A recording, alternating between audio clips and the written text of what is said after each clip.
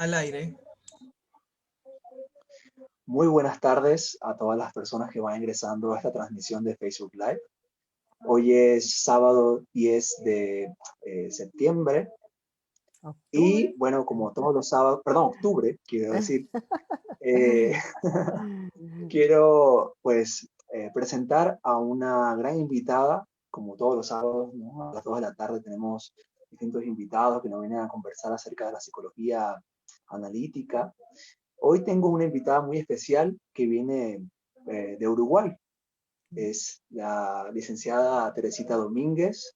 Ella es psicóloga, psicoterapeuta, representante de la Sociedad Internacional de Ecopsicología para el Uruguay y expresidente de la misma. Es directora del Centro de Ecopsicología del Uruguay, especializada en psicología analítica en la Universidad Católica del Uruguay. Es pues un placer, un grato honor poderla acompañar en esta charla, en esta reunión que nos hemos planteado ya desde hace algunos meses y bueno, darle la bienvenida, profesora.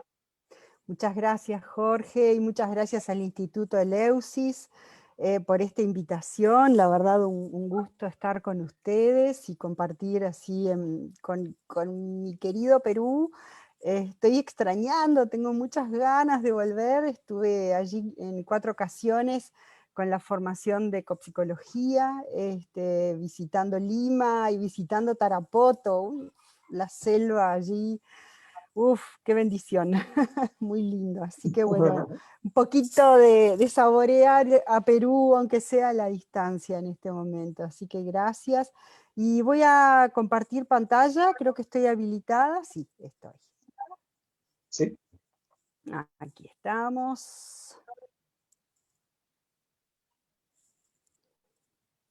Entonces, voy a contarles un poco primero qué es la ecopsicología, porque seguramente es un término que no hayan escuchado antes, o si lo escucharon, bueno, no se sabe mucho qué es, ¿verdad? Es una perspectiva relativamente nueva. Entonces, la ecopsicología surge en el ámbito académico en Berkeley, California, en los años 80, donde un grupo de psicólogos se reunía para pensar en el tema ecológico, ambiental, ya existente en aquel tiempo, ¿no?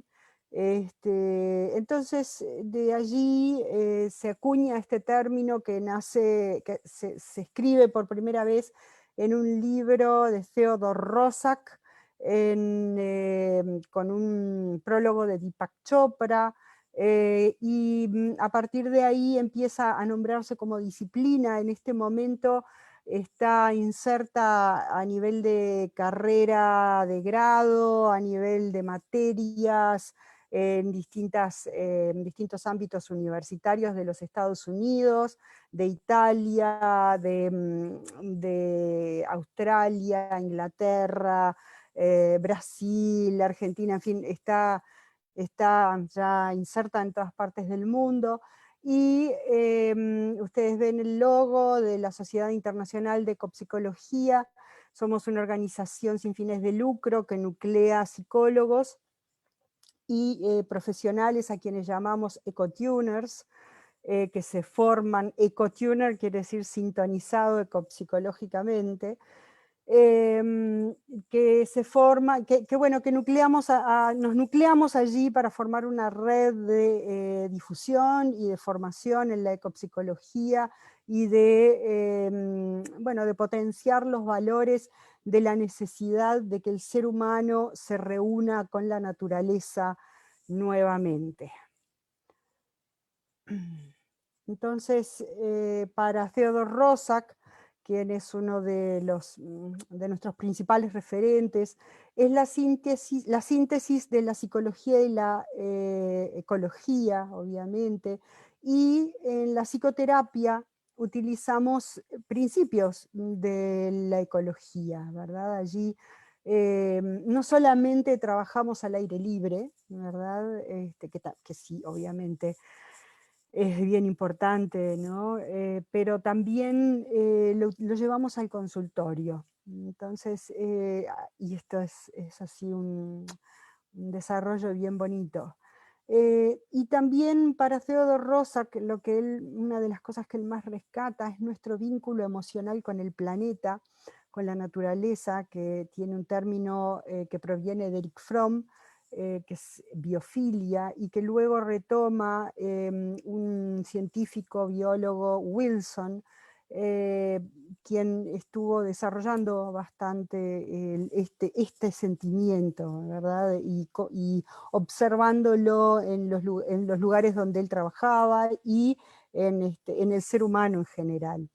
También nosotros nos planteamos la definición de cordura, ¿verdad? Porque este sistema de aislamiento y de división, de brecha, ¿verdad? Con la naturaleza, realmente es necesario empezar a pensarlo como, bueno, pero ¿será que será cuerdo? Miremos a lo que nos está llevando, ¿verdad? En la práctica. Entonces, hoy en día, por ejemplo, si vemos a una persona abrazada a un árbol, ¿verdad? En una plaza, en un parque, seguramente vamos a decir, uy, ¿qué estará pasando? Pero ya no tanto, ya no llama tanto la atención, ¿verdad? Ya estamos, bueno, pensando algo estar haciendo. De todas maneras, no es a eso a lo que nos dedicamos, a abrazar árboles, ¿no? Esto va bastante más profundo. Y acá traigo una definición de un psicólogo junguiano. Tiene toda una colección de libros de Jung y ecopsicología. Y él dice, la ecopsicología es una perspectiva que estudia las actitudes, percepciones y comportamientos que crean nuestra relación disfuncional con el ambiente y cómo éstas pueden cambiar con un estilo de vida sostenible. La ecopsicología explora la manera de ayudar a las personas a conectarse más profundamente con el ambiente y cómo la psicoterapia facilita este proceso. Los ecopsicólogos reconocen la importancia de la experimentación directa y no cognitiva con la naturaleza para establecer una comprensión espiritual más profunda y mayor conexión con ella. Entonces, justamente de esta experimentación directa es que quiero hablarles, porque bueno, otro temita con respecto a la definición de ecopsicología, sin duda es una crítica directa al antropocentrismo, ¿verdad? Esto de estar centrados en el ser humano y de que la naturaleza son recursos, ¿verdad? Esto es algo que estamos cuestionando mucho. Y también es una crítica a la psicología, porque ha dejado fuera el estudio de la interacción del ser humano con la naturaleza. Menos Jung, menos Jung. Entonces realmente es un enorme referente para nosotros. Entonces acá es que quiero hablarles de mi propia experiencia, porque desde allí es desde donde llego a Jung y desde donde llego a la ecopsicología posteriormente. Yo bueno, el Uruguay es un país muy particular porque la población indígena fue absolutamente exterminada, no quedó nadie. Es muy terrible, ¿verdad? Porque habían grandes poblaciones indígenas y los pocos que quedaron fueron aprisionados y convertidos en esclavos, pero realmente muy pocos. Y entonces algunas familias como la mía tienen alguna memoria por allá de que había una abuela o tatarabuela, pero eso es todo, ¿verdad? Entonces por allá por los años 90, en una búsqueda así bueno, de seguir profundizando en las cualidades de la psique humana, ¿verdad? Porque digamos que la psique humana no la conocemos completamente, aún no sabemos todo. Y la psicología todavía está en pleno desarrollo, ¿no? No podemos decir que está terminada. Y en todo ese tiempo invitamos a venir un grupo de indígenas mexicanos al Uruguay, quienes se quedaron en mi casa. Y fue una enorme experiencia para mí, fue altamente movilizador. Em, a ver, hoy en día cuando hablamos de cosmovisión indígena, enseguida nos vamos a las medicinas, ¿verdad? A las medicinas, la ayahuasca, peyote, etcétera, etcétera. Y sí, sin duda estuvieron, pero para mí no fue lo más importante. Lo más importante fue el poder ver cómo ellos veían la vida, cómo ellos daban valor, por ejemplo, a la persona que había cocinado. Y para nosotros acá eso fue todo una novedad, ¿no? De hecho, la segunda vez que vinieron, todas las mujeres queríamos cocinar. Entonces fue muy interesante esa experiencia, ¿verdad? Para mí esas fueron las cosas em, que más me quedaron prendidas como, bueno, a ver, esto hay que explorarlo, ¿verdad? ¿Qué nos perdimos? ¿Qué nos perdimos de nuestra capacidad psíquica, de nuestra conexión cotidiana? Entonces, claro, yo venía de experimentar todo eso y absolutamente dividida en mi, bueno, psicología o sigo con la psicología que ya hacía 10 años que ella era psicoterapeuta y venía trabajando de esa manera, o me dedico al fuego y voy a ser, yo qué sé, como se dice ahora, una chamana, que es una palabra que no me gusta, pero ya no sabía qué hacer, ¿verdad? Y fue la psicología analítica la que me ayudó a poder encontrar términos, explicaciones, un puente para unir ambos mundos, ¿verdad? El mundo de lo racional. Poner palabras es muy difícil a los sentimientos que se generan en las vivencias indígenas, porque no proviene del mundo occidental racional, proviene del mundo que viene más conectado con un ámbito más ligado al corazón. Poner palabras a eso es realmente difícil y para mí Jung fue muy importante. Pero en este sentido también fue importante lo que yo empecé a observar en cuanto a el trabajo psicoterapéutico, pero primero que nada en mi propia experiencia como paciente, como transitando el otro lado del sillón, ¿verdad? Que espero que todos los psicólogos que estén escuchando lo hayan hecho alguna vez, porque he visto tanta resistencia, ¿no? Ya de paso, este, les tiro un poquito las orejas a los psicólogos que no pasan por el sillón del paciente, ¿no? Es muy importante estar ahí. Pero yo recuerdo cómo para mí fue, después de haber hecho muchos años de terapia, fundamental eh, encontrar en la naturaleza una familia que no tiene las características de de la familia humana, ¿verdad? Que no, a ver, voy a referirme a esta frase que puse acá, porque para Jung la imago de los padres se conserva inalterada como todas las adquisiciones de la primera infancia. Este fue un texto que para mí fue fundamental en aquel momento cuando empecé a estudiar psicología analítica.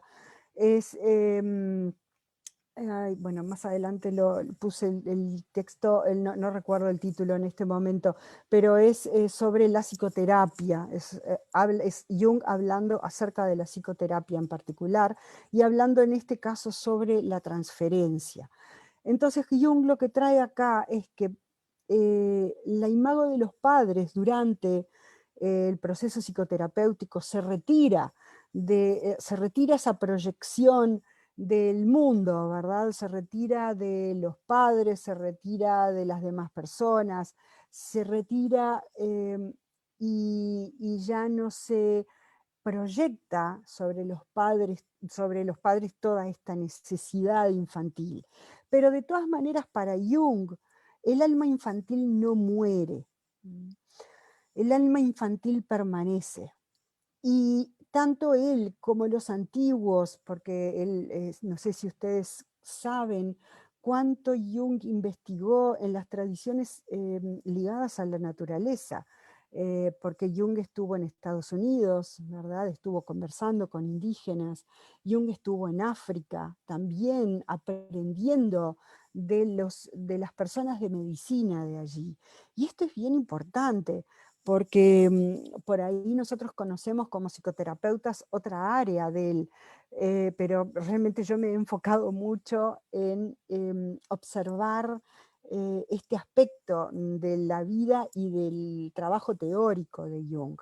Entonces Jung cuenta en este libro, que les prometo que se los voy a pasar el nombre, Jung cuenta en este libro cómo las antiguas tradiciones em, toman aspectos de lo instintivo del ser humano y lo moldean, lo ponen en juego, lo transforman y lo desarrollan y lo llevan hacia adelante, ¿verdad?, en la vida humana.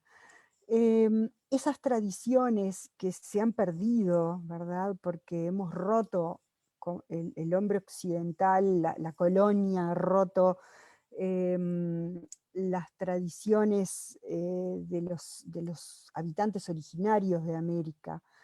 Esa rotura con las raíces nos ha hecho relegar el alma a un lugar inconsciente, relegar esa imago de los padres a un lugar inconsciente es peligroso.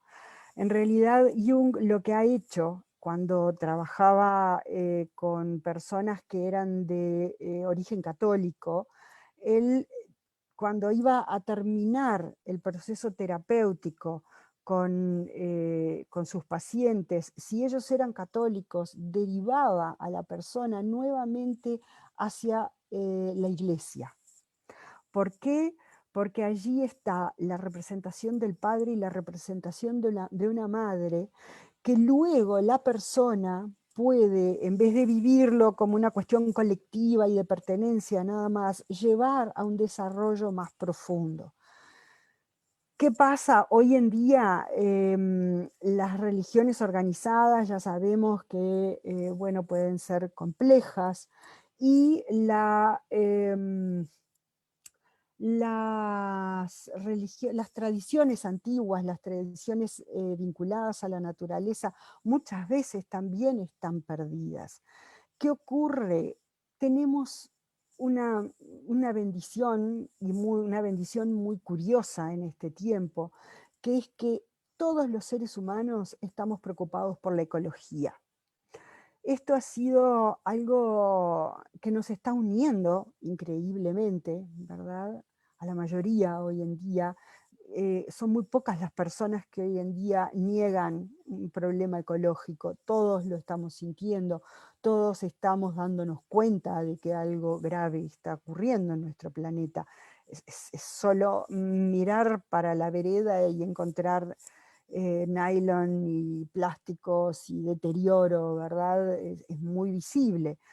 Entonces, este proceso de la dificultad ecológica que estamos viviendo nos está uniendo y nos está haciendo mirar nuevamente a la revalorización de la naturaleza, dándonos cuenta de que sigue habiendo una madre, que es nuestra tierra, que nos sostiene, nos cobija, nos da alimento, nos da nuestro cuerpo material, ¿verdad? La materia sigue siendo la madre, ya no solamente una cuestión inerte, pero ya algo con vida. Y según qué pueblo indígena, perdón, pero para muchos el cielo es el padre, y para muchos los árboles son los hermanos y los animales son también hermanos. Entonces hay una gran familia que está viva, sobre la cual ayudar a nuestros pacientes. No me gusta mucho la palabra pacientes, pero todavía no encontré una mejor, pero a quienes derivar la transferencia de la imago de los padres ya transformada durante la psicoterapia. Entonces, en este proceso, la ecopsicología hace un gran aporte, porque no es una religión, ¿verdad? Es una cuestión laica, no hay ningún objetivo religioso detrás, es de origen psicológico y es simplemente orientar a la persona a que sienta, a que se conecte nuevamente con lo que hay afuera, aunque sea con una plantita que están haciendo de entre medio de las baldosas en la casa, ¿verdad? Aunque sea desde el 10º piso de un apartamento, en algún lugar estoy viendo una planta. Entonces, ¿qué ocurre cuando la vemos? ¿Qué ocurre cuando nos fijamos en ella?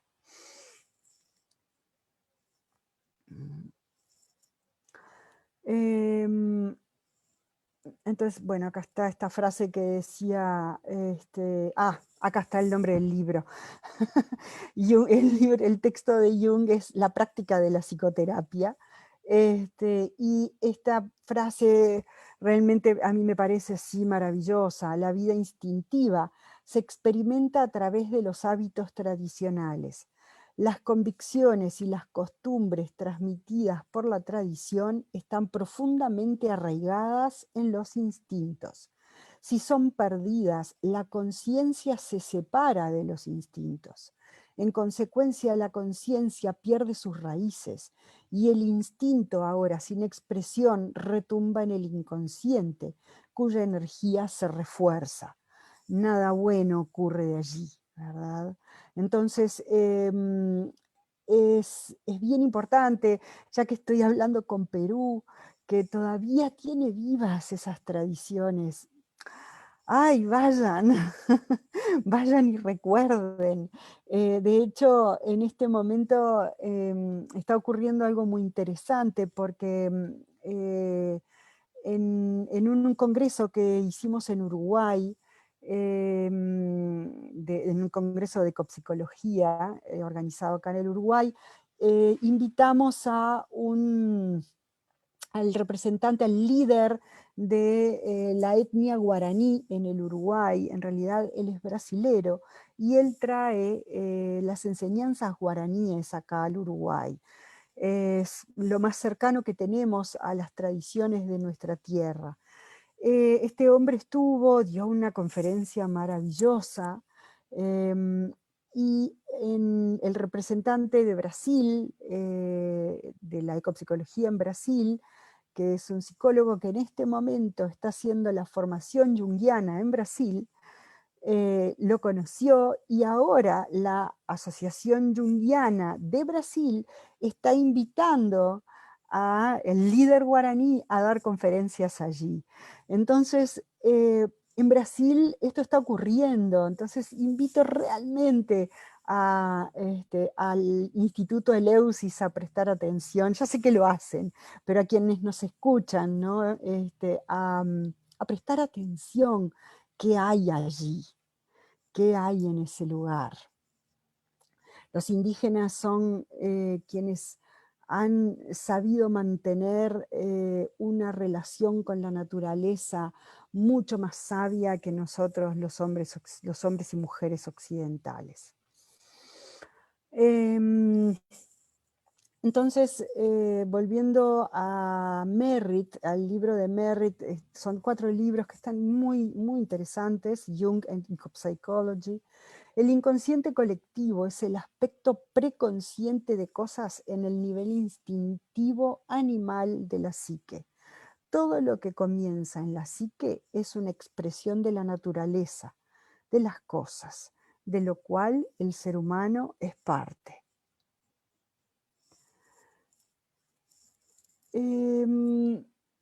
Y también Jung mantuvo que tuvimos una libido por relacionarnos con la naturaleza y los animales. A esto es a lo que el biólogo Wilson llama biofilia. Esto Jung lo reconoció y lo vio. Y una de las metas de la ecopsicología junguiana es desenterrar las imágenes fantasía del inconsciente, parte de la naturaleza en nosotros que el racionalismo excesivo ha rechazado en un intento de controlar nuestra naturaleza. Esto nos lleva a una vivencia sin sentido que se llena de consumo con el resultado ecológico que todos ya conocemos. Las imágenes fantasía, ¿verdad? Todos sabemos, quienes hemos transitado la formación junguiana o un análisis junguiano, la importancia de la fantasía, la importancia de las imágenes que provienen del inconsciente. Sabemos que son parte de la naturaleza en nosotros. Y también sabemos la crítica que Jung ha realizado al racionalismo excesivo, ¿verdad? Él nos advirtió de todas las maneras que pudo el peligro que es esto para el ser humano. Solamente que ahora lo estamos viendo en la naturaleza también. Las consecuencias del racionalismo excesivo, la incapacidad del ser humano de conectar del ser humano actual, de conectar con esa fantasía enriquecedora que nos deja con este vacío que luego se transforma en ir a comprar. ¿Y cuánto de este racionalismo está potenciado por las grandes marcas, ¿verdad? Por los medios de comunicación que quieren vender?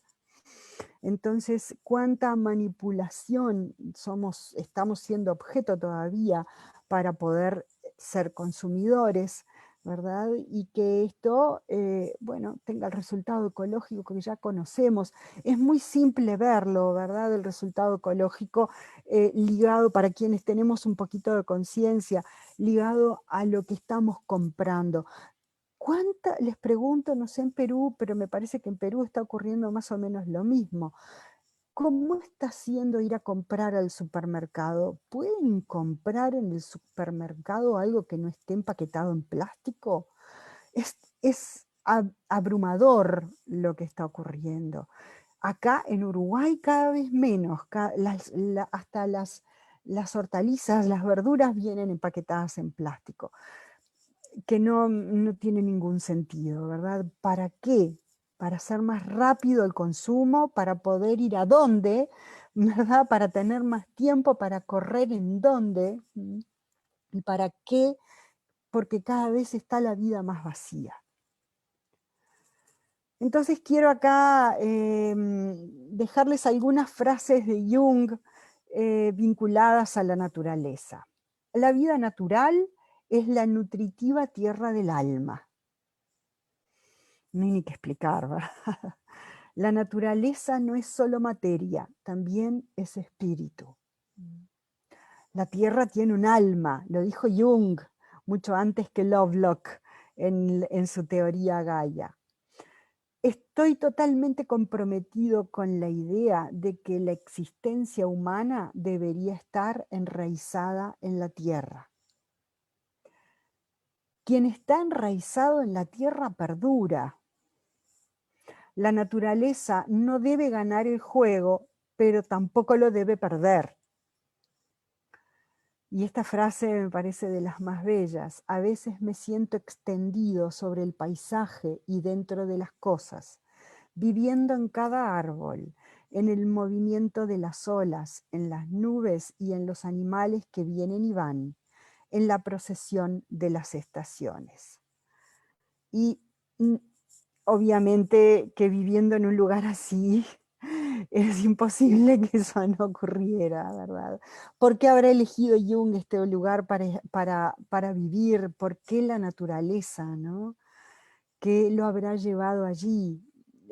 Sin duda es muy obvio para nosotros poder pensarlo, pero muchas veces los psicólogos no nos detenemos a pensar en esto tan obvio.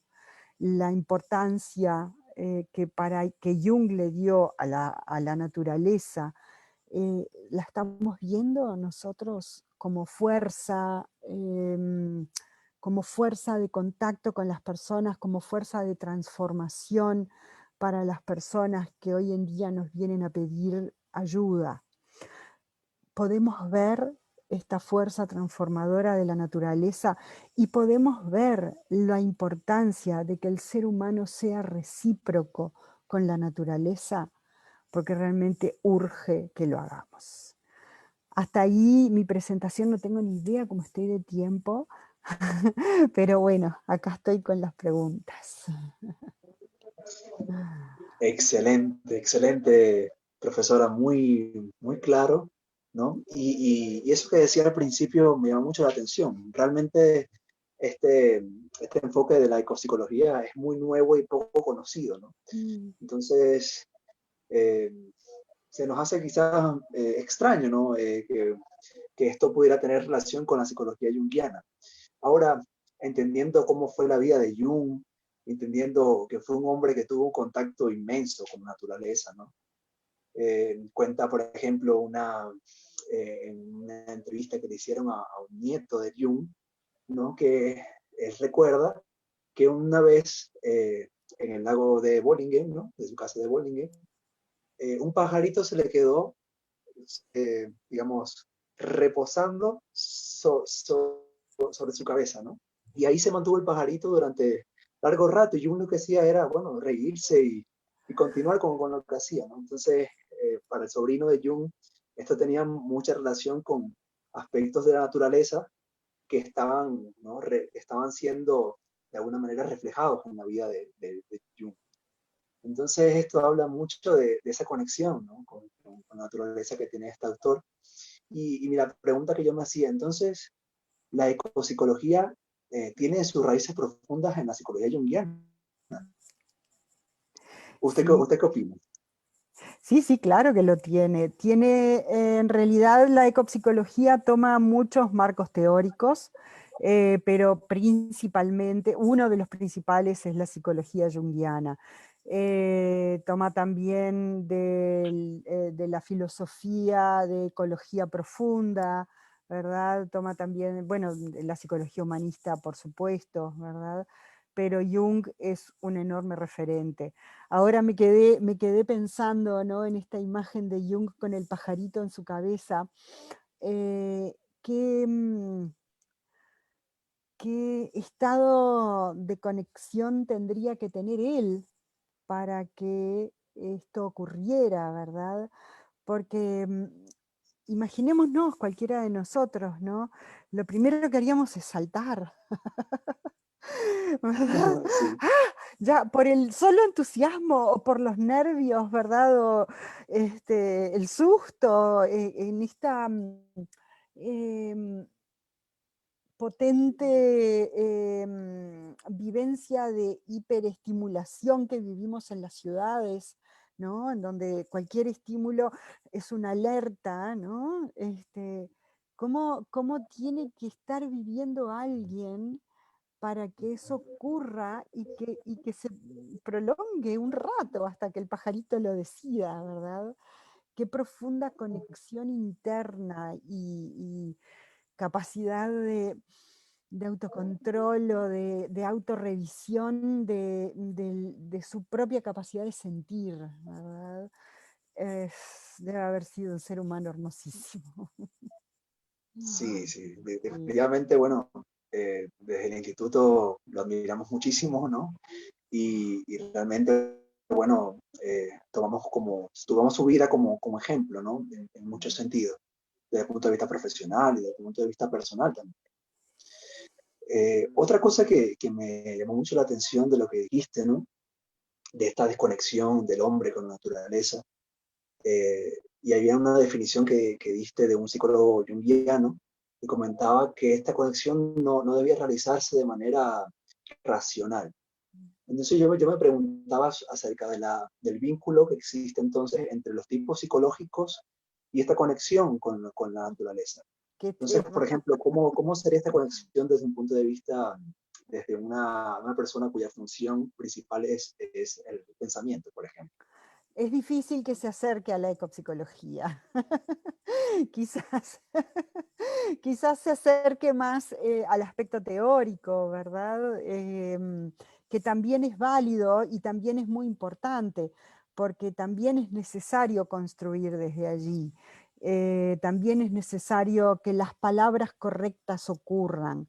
Pero como siempre tenemos alguna función inferior o alguna función así que nos ayuda un poquito más, bueno, por ahí la conexión aparece de todas maneras, ¿no? Y en esto del equilibrio, ¿verdad?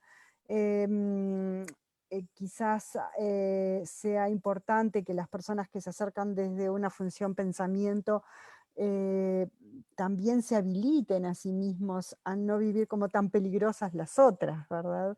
Entonces, bueno, sucede, ¿no? Sucede. De hecho, tenemos en nuestro seno varias personas que reconozco función pensamiento. Uno de ellos es nuestro fundador, justamente, el fundador de la Sociedad Internacional de Copsicología, él es psicólogo, doctor en psicología, pero además es semiólogo. Entonces, su labor a nivel de las palabras es maravillosa. Sí. Entonces, digamos, pues, podríamos decir que otros tipos psicológicos tienen ventaja en cuanto a esta conexión, ¿cierto? Bueno, digamos que cualquier tipo psicológico tiene sus ventajas y desventajas, ¿no? Claro. Entonces, sí, entonces desde ahí, desde donde sea que nos acerquemos a la naturaleza, em, quizás el nivel sentimiento puede ser un poco más, a ver, más cercano a este tipo de experimentaciones, ¿verdad? Pero el tipo de sentimiento.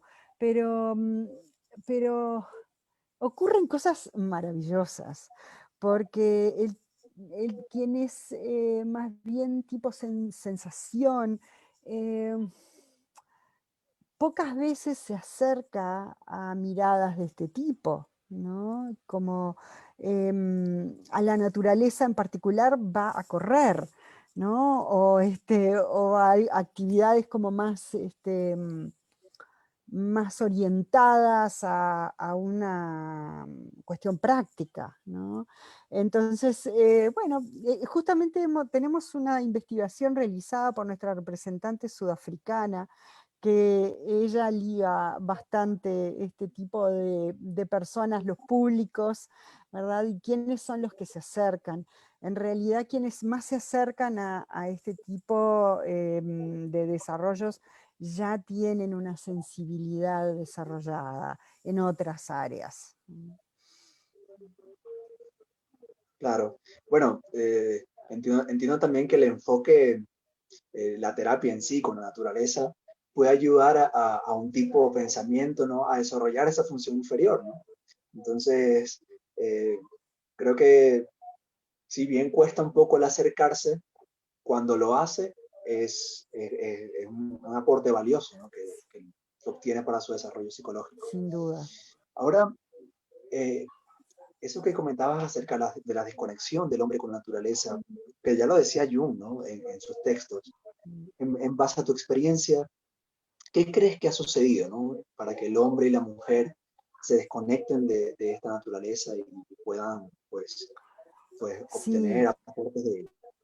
mira, hay muchas cosas, hay muchas variables, ¿no? Yo creo que la entrada del dinamismo patriarcal tuvo mucho que ver, ¿verdad? Ojo, entendiendo al dinamismo patriarcal como parte del desarrollo de nuestra conciencia. Los seres humanos tuvimos que diferenciarnos, ¿verdad? Para mí hay un ejemplo muy interesante en el idioma guaraní. El idioma guaraní no tiene la palabra mío. Sé que hay muchos idiomas indígenas que no lo tienen, ¿verdad? Mío no usan esa palabra. ¿Por qué? Porque el guaraní se identifica con el objeto. Entonces no puede haber algo mío si yo soy directamente el objeto. Entonces el guaraní no dice mi tambor, dice yo tambor. Entonces, esto es algo muy interesante en cuanto al desarrollo de la conciencia. La entrada del dinamismo patriarcal nos hizo separarnos del tambor, mirarlo afuera. Y bien, es algo que tuvimos que hacer.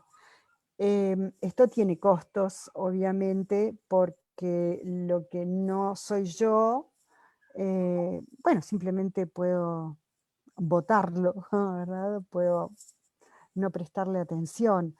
Em, yo creo que estamos todavía en un proceso de desarrollo de la conciencia, no hemos terminado. La conciencia es algo nuevo, una adquisición nueva en nuestra psique. ¿Verdad?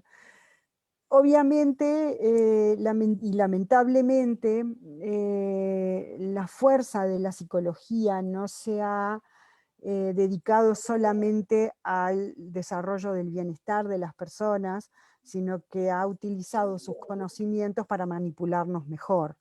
Entonces, estos conocimientos del área de la psicología y de cómo funciona nuestra psique han sido tomados bueno, por la sociedad de consumo, digamos, bueno, por áreas mercantiles, ¿verdad? Que nos manipulan sencillamente, ¿no? Para que esto ocurra con más fuerza. Entonces, Claro, potencian la brecha aún más, ¿verdad? Pero, bueno, tomémoslo como un desafío, simplemente, bueno, de poder individuarnos más, ¿verdad? De estar más atentos, de discriminar más a qué yo le dedico mi atención. Por claro. ahí, sí. Sí. Sí, y en ese sentido también pienso que la tecnología tiene un papel o un rol fundamental, ¿no? Es decir, ahora ya no hay ese vínculo con la naturaleza, ¿no? Ya no hay ese salir y encontrarse con ella, ¿no? Y considerarlo como bien decía, ¿no? Hermanos, son ancestros, ¿no? Sino que ahora estamos, digamos, enfocados o con la atención dirigida en el celular, en la computadora, ¿no? Ya este vínculo se ha perdido y si desde la época de Jung, ¿no? Se había perdido porque Jung lo mencionaba, ahora imagínate cuánto más. Sin Entonces, duda. eh, ¿qué propone la ecopsicología en este sentido, en esta era tecnológica? Mira, la ecopsicología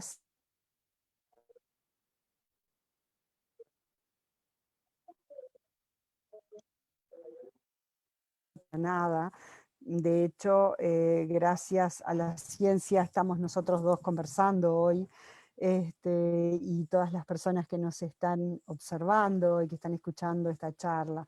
Gracias a la ciencia yo pude viajar a Perú varias veces, ¿verdad? Gracias a la ciencia, bueno, suceden muchas cosas buenas. Entonces la ecopsicología no niega el desarrollo que el ser humano alcanzado, ¿verdad? El neocórtex ha hecho cosas maravillosas también, no solamente daño. Pero justamente desde esta inteligencia que los seres humanos tenemos, es importante que empecemos a mirar mejor qué vamos a hacer con todo esto. Entonces, sí, es preocupante ver adultos que no pueden parar de mirar pantallas, ¿verdad? El vicio hoy en día también está ligado a las pantallas. Estamos enviciados con las pantallas. La ecopsicología lo que propone es seguir mirando esto. No vamos a pensar en abandonar y volver a la época de las cavernas, no tiene ningún sentido, ¿verdad? Para nada. De hecho, en la Sociedad Internacional de Ecopsicología, gracias a las pantallas y a Internet y a todo este avance, podemos encontrarnos una vez por semana para trabajar, ¿verdad? Entonces nos vemos con Italia, con Grecia, con Brasil, con Sudáfrica, y nos encontramos todos a la misma hora y podemos desarrollar una linda organización. Pero tenemos que estar muy atentos, tenemos que estar mirando, mirándonos a nosotros mismos, ¿no? El oráculo de Delfos lo dice: conócete a ti mismo, primero que nada. Sí, sí. Perdón, pero acaba de entrar mi perrita, que es una cachorra, y está mordiendo todo. Y se mueve la computadora, es eso. Sí. Está bueno, está bueno. Bueno, por aquí yo también tenía mi gato, pero sabes cómo son ellos de independientes. Ay, entonces, a ver, eh, entonces, como me comentabas, ¿no? Antes de la transmisión, acerca de esta, de, digamos, el rol de la pandemia o el protagonismo que ha tenido la pandemia en cuanto a este desvínculo más pronunciado entre la naturaleza y el hombre, ¿no? Entonces, ¿qué me puedes decir, o ahora si lo puedes decir al aire, con respecto a cómo ha influenciado este distanciamiento forzado en el que nos hemos tenido que ver en cuanto a la naturaleza y el hombre? Sí, realmente yo creo que ha obligado a estar más atentos, a prestar más atención. Está difícil concentrarse con un comerte el pie. Ha estado realmente muy intenso. Nosotros hemos, desde la Sociedad Internacional de Copsicología, realizado webinars semanales atendiendo justamente esta necesidad. Están disponibles en nuestra página web y están bien lindos, han sido realmente muy ricos, abordado el tema desde muchos ángulos. Pero lo que hemos visto es que hay como resultado mucho replanteo de cómo vivimos hoy en día los seres humanos en grandes urbes llenas de personas que no ofrecen un espacio libre, un espacio al aire para las personas, ¿verdad? Y mucha gente, interesantemente, ha empezado un camino de retorno a lugares más naturales. Ha sido muy revelador esto. Y también hemos visto que muchas personas que están, aunque sea con un pequeño espacio verde en su casa o cercano, estuvieron mucho mejor. Dos de mis hijos, uno de mis hijos que trabaja en un vivero en Australia en este momento, que también vivieron su pandemia, el vivero nunca trabajó más que en época de pandemia. Fue impresionante cómo vendían plantas, las personas desesperadas por plantar una plantita en su jardín. Ese vínculo se está reconociendo. Increíblemente han pasado muchas sorpresas con esta pandemia, ¿no? Sí, definitivamente, definitivamente. Y en parte qué bueno, ¿no? Qué bueno, porque, digamos, si por un lado se ha visto que, o sea, la desconexión ha sido más pronunciada, por otro lado ha sucedido el efecto contrario, ¿no? Y eso, y eso agrada mucho, porque, bueno, tanta falta que hacía, ¿no? Desde épocas de Jung hasta hoy en día. Te, Teresita, quería comentarte, bueno, ya estamos por cerrar. Eh, Quería, bueno, que invitaras a todas las personas de repente a enterarse del Centro de Ecopsicología del Uruguay y bueno, también aprovechar también para invitarlos a la próxima entrevista que vamos a tener a las 7 de la noche con una excelente invitada que, bueno, es Bárbara Adlia, que pronto, bueno, la van a conocer. Entonces, te dejo entonces la última palabra, Teresita, y agradezco a todos por haber participado en esta transmisión. Muchas gracias, Jorge, muchas gracias por estar allí Y qué bueno este trabajo que están haciendo, realmente así bien, bien bonito y bien importante. Y sí, por supuesto, invitar a las personas a entrar a las páginas web de la Sociedad Internacional de Copsicología, es www.ies.bio, y también al Centro de Copsicología del Uruguay, que es www.ecopsicología.com.uy.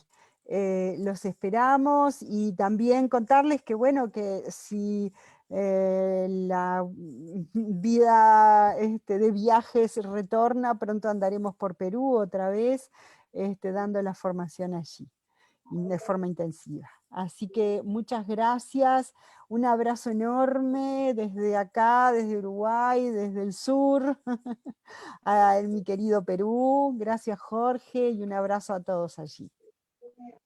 Hasta luego.